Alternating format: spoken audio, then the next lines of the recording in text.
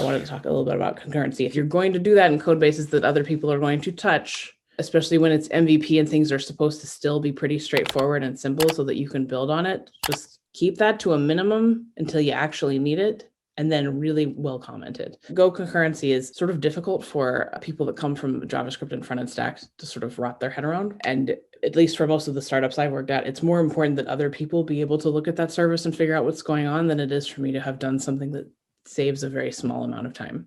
Software's a people problem, right? It comes down to who else needs to interact with this who isn't me. So I can't just do it in a way that makes sense to me. I have to do it in a way that's going to make sense to other people.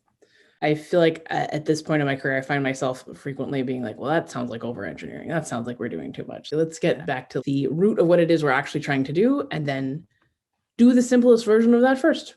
And then you can optimize it later. I think people start writing Go and they get overexcited and they're like, oh, we're going to do concurrency. You know, Go's pretty cool without the concurrency too.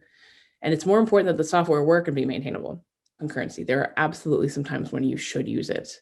And if you have multiple engineers on your team that are really familiar with Go and they know how to debug it, that's awesome. But that's not always the case. And you got to build software that's maintainable by the rest of the people on your team.